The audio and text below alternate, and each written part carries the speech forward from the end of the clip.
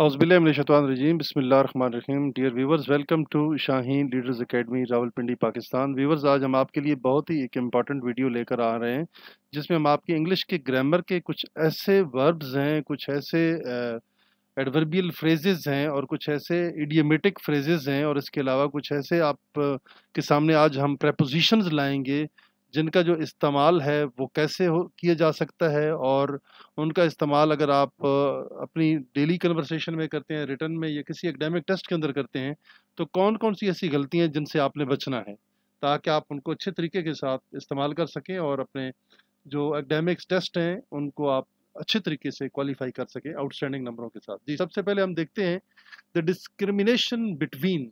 ये डिस्क्रिमिनेशन आज हम आपको बताएंगे, कुछ ऐसे हमारे पास वर्ब्स हैं जिनके डिस्क्रिमिनेशन हम आपको बताएंगे, यानी कि उनकी तफरीक बताएंगे कि विजिट करना और गो और इंक्वायर करना, इसमें क्या क्या फ़र्क है। आज हम थोड़ा सा एक्सप्लेन करेंगे आज की इस वीडियो में और इसके अलावा भी ग्रामर की काफ़ी सारी चीज़ें हम डिस्कस करेंगे। बिल्कुल न्यू टॉपिक है, नया लेसन है आपके लिए इंशाल्लाह। हम आपको अभी वीडियो के अगले सेगमेंट में लेके जाते हैं और आपको एक्सप्लेन करते हैं। जी, सबसे पहले देखते हैं विजिट, गो और इंक्वायर। जी, विजिट का मतलब होता है किसी जगह का दौरा करना, मुआयना करना, किसी जगह को देखना। और गो मीन जाना और इंक्वायर मीन किसी चीज़ के बारे में पूछना, तफ्तीश करना और जांच पड़ताल करना। इंक्वायर की मीनिंग्स में इसको इस्तेमाल किया जाता है। नेक्स्ट है जी क्लेवर। जो क्लेवर है, जिसको हम उर्दू ज़बान में कहते हैं चालाक, के फलां आदमी तो बड़ा चालाक है। अब चालाक ये होता है जो कि पॉजिटिव सेंस में लेंगे तो इसकी मीनिंग यहाँ पे प्रॉपरली नहीं उतरते। अगर हम कहते हैं कि चालाक वो होता है जो अपने फ़ायदे के लिए किसी का नुकसान कर दे, उसको हम चालाक कहते हैं और इंग्लिश में उसको क्लेवर कहा जाता है।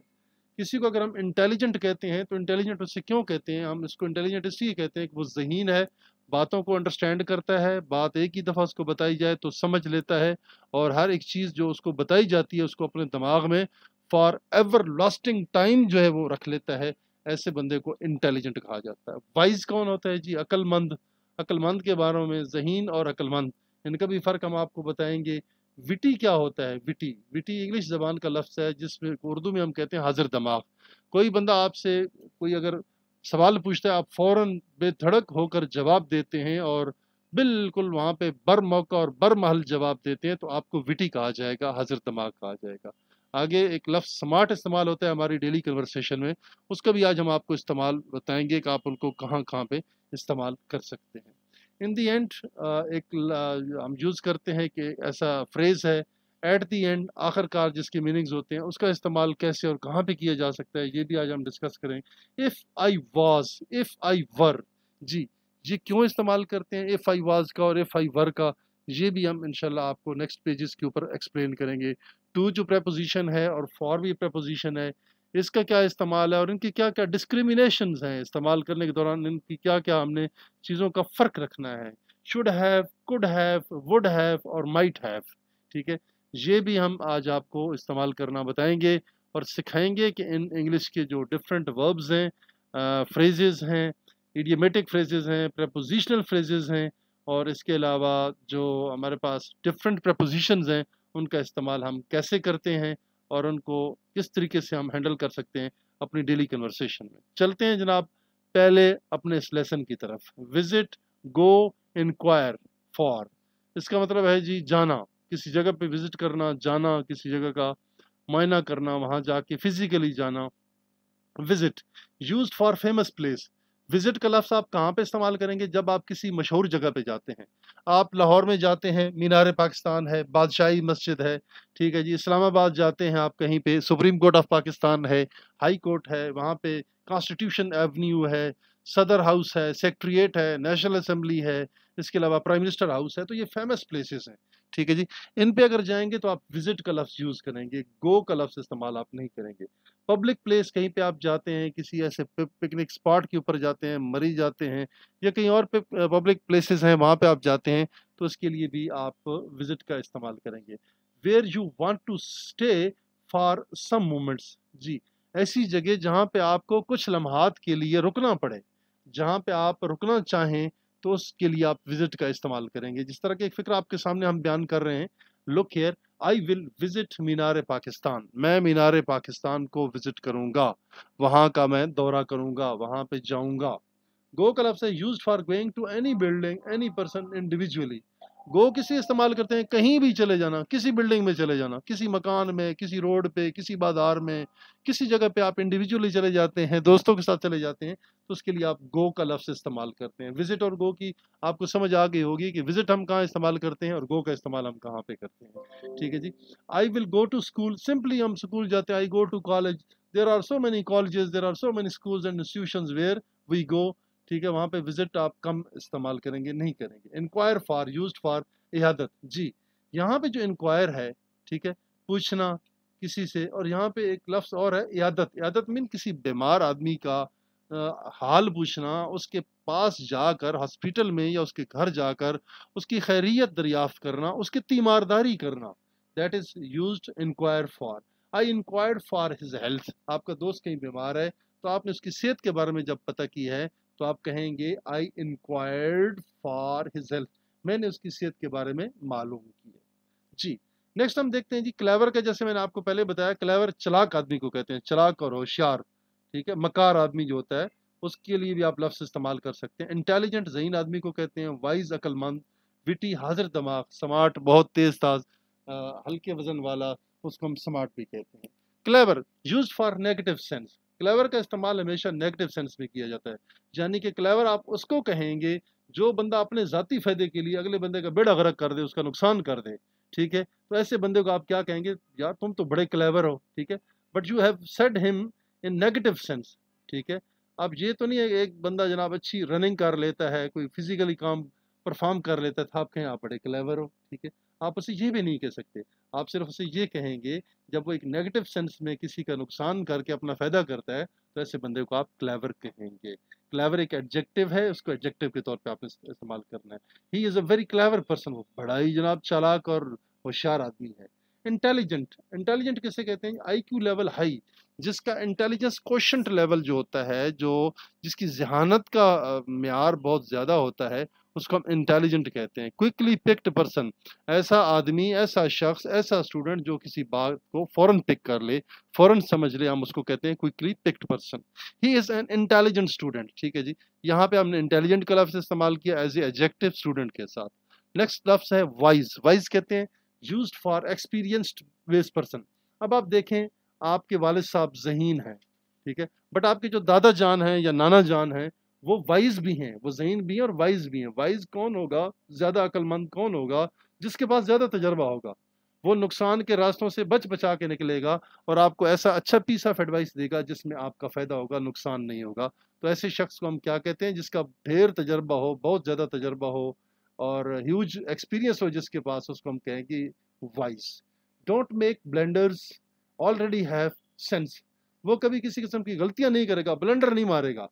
ठीक है, BLUN पे होना चाहिए था, यहाँ पे ई है, आप इसको यू कर लें। ब्लेंडर्स, ठीक है, एक होती है छोटी मिस्टेक, एक होता है गलती, एक होता है गलतान, बहुत बड़ी गलती करते हैं आप। ठीक है, उसको हम कहते हैं ब्लेंडर।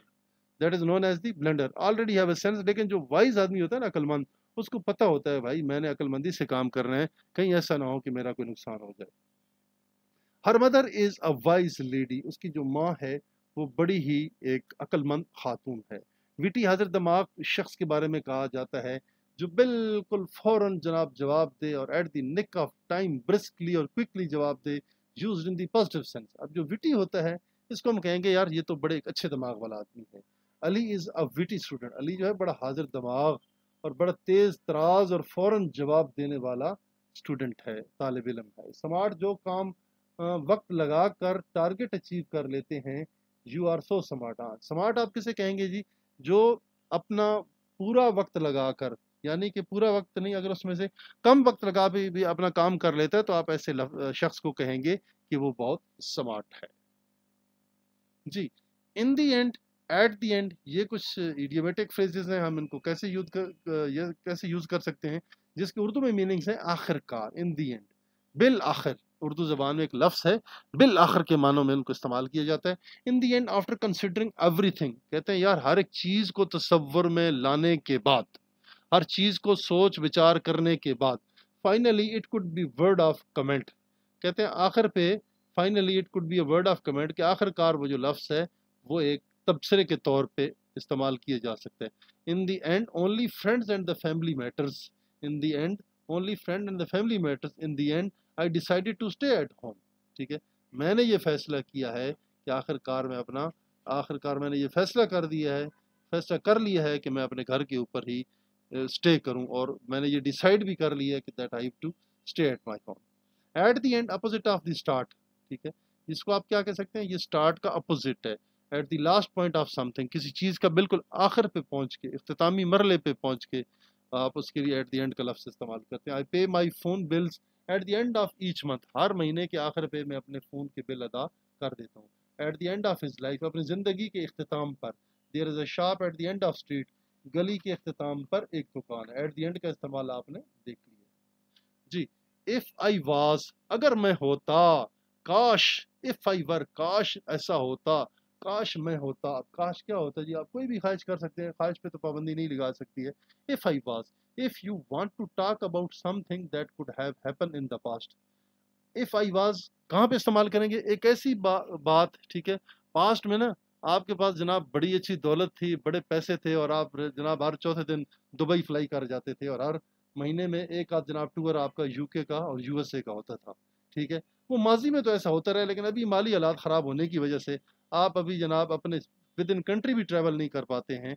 ठीक है, तो वहाँ पे आप आई वाज का इस्तेमाल करेंगे। ठीक है, इफ़ आई वाज रॉन्ग, ये तो कहता है अगर मैं गलत हूँ, आई एम सॉरी, मैं फिर माफ़ी चाहता हूँ।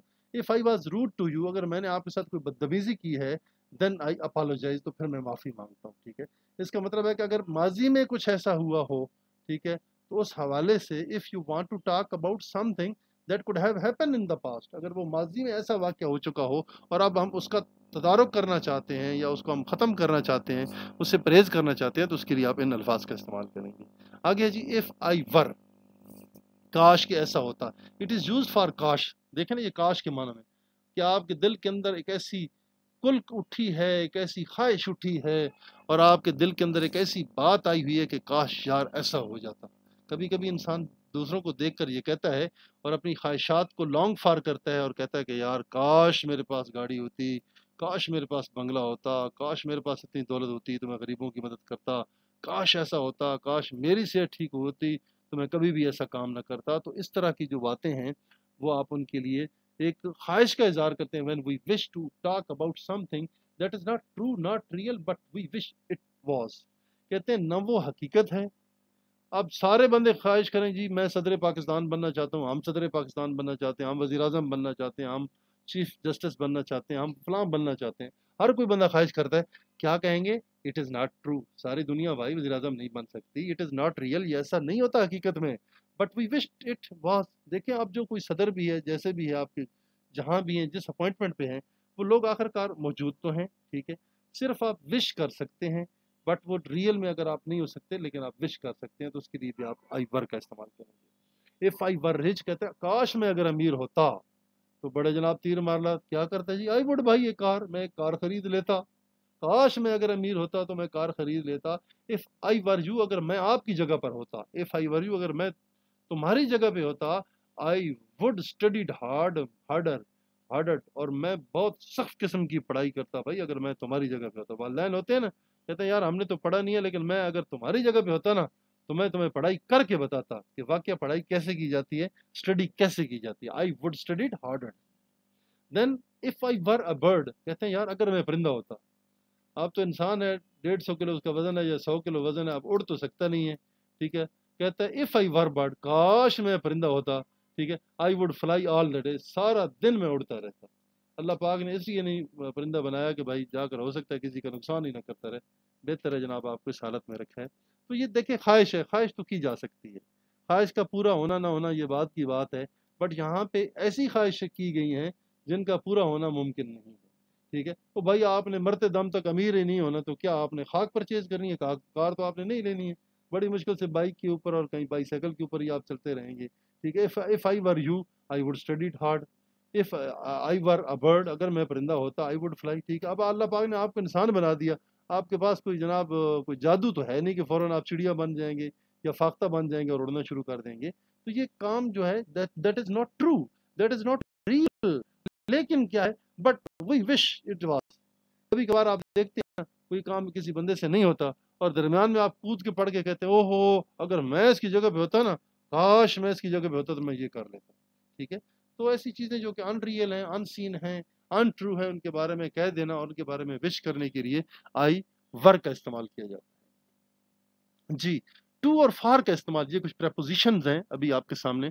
टू डायरेक्शन के लिए, travel to somewhere, specific time, wait to, verb use to, reason and motive is verb.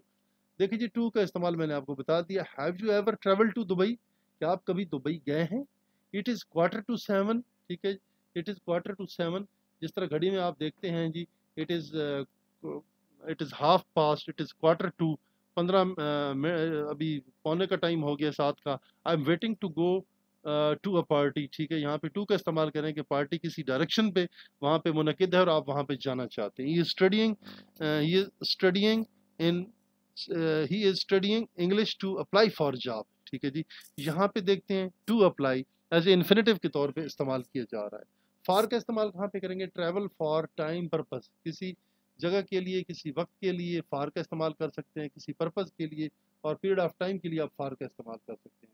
Wait for someone something use to reason, motive is noun जी। तो जो मोटिव होता है वो नाउन उसमें होता है। I have seen travelling for 2 days, I have been travelling, मैं सफ़र करता रहा हूँ। फॉर 2 days, 2 दिनों के लिए। I am travelling for work, मैं काम के लिए ट्रैवल करता रहूँ। यहाँ पे के लिए के मानों में भी इस्तेमाल किया जा रहा है फॉर का। I am waiting for you, मैं आपके लिए इंतज़ार करता रहूँ या मैं आपका इंतज़ार करता रहा हूँ। I have been living in this house for 2 years, मैं 2 सालों से इस घर में रह रहा हूँ। देन हम देखते हैं जी, शुड हैव, कुड हैव और वुड हैव का इस्तेमाल कहाँ पे और कैसे हो सकता है। शुड हैव का इस्तेमाल कह सकते हैं जी, पास्ट रिकमेंडेशंस हैं, चाहिए था, यानी कि चाहिए था के मानों में। अब मैं फिक्रा पढ़ता हूँ, आपके सामने एक एग्जांपल है। I should have eaten breakfast this morning, यार अभी तो बड़ी भूख लगी हुई है, मैं अगर सुबह नाश्ता कर लेता, या सुबह मुझे नाश्ता कर लेना चाहिए था। ठीक है, अब ऐसा टाइम जो आपसे गुजर गया है, कैसी एक्टिविटी जो आपसे रह गई, बट आप यहाँ पे जब कहते हैं कि मुझे तो ये ऐसा कर लेना चाहिए था, तो फिर शुड हैव का और कुड हैव का और वुड हैव का आप इस्तेमाल करेंगे। I should have listed to his advice, मुझे उसकी नसीहत को सुन लेना चाहिए था। आई शुड हैव लिसन, मुझे मान लेनी चाहिए थी उसकी नसीहत, मुझे सुन लेना चाहिए था उसकी नसीहत को। Could have, past unreal ability के लिए, कर सकता था, ये अनरियल एबिलिटी है, उसके बारे में भी आप यूज कर सकते हैं कुड हैव का। I could have help him but I did not, मैं उसकी हेल्प कर सकता था, हाँ मेरे अंदर ताकत थी, मेरे पास पैसे थे, दौलत थी, माल था, सब कुछ था और मैं उसकी हेल्प कर सकता था, बट आई डिड नॉट। ठीक है, यहाँ पे क्या है जी, अनरियल एबिलिटी, कर सकता था। I could have gone with him, मैं उसके साथ जा सकता था लेकिन नहीं गया। मैं हेल्प कर सकता था लेकिन नहीं की। Would have, past unreal action के लिए इस्तेमाल। I would have reached on time, he would have passed the examination. Then would have और might have के स्पेलिंग चल रहे हैं। would have passed unreal action के लिए चुका होता। I would have reached on time, मैं वक्त पर, काश मैं वक्त पर पहुंच चुका होता। He would have passed the, वो एग्जाम पास कर चुका होता। might have passed unreal small probability, I might have sold the car, हो सकता है मैं कार बेच चुका हूँ, बेच चुका होता। I might have lost you, मैं आपको ज़ाया कर चुका होता। तो ये थे वुड हैव, शुड हैव का इस्तेमाल। डिफरेंट हमने प्रपोजिशन का भी इस्तेमाल किया, फ्रेजेस का भी इस्तेमाल किया। उम्मीद है आज की ये वीडियो आपको बहुत अच्छी लगी होगी और आपके इल्म में इजाफा हुआ होगा। हम आपके लिए दुआ गो हैं, आप जहाँ रहें खुश रहें और मुल्क व कौम के लिए बेहतरीन फ़र्द साबित हों। इन्हीं अल्फाज के साथ आपसे इजाज़त चाहेंगे और रिक्वेस्ट करेंगे कि हमारे चैनल को ज़रूर सब्सक्राइब करें, बेल आइकॉन के बटन पर क्लिक करना न भूलिए, ताकि आने वाली जितनी भी वीडियोज़ हैं आपको मिलती रहें और आप इस इल्म की शम्मा से भी हमेशा फ़ायदा उठाते रहें, इस्तिफ़ादा हासिल करते रहें और मुल्क व कौम की तरक्की में अपना बेहतर किरदार अदा करें। पाकिस्तान ज़िंदाबाद।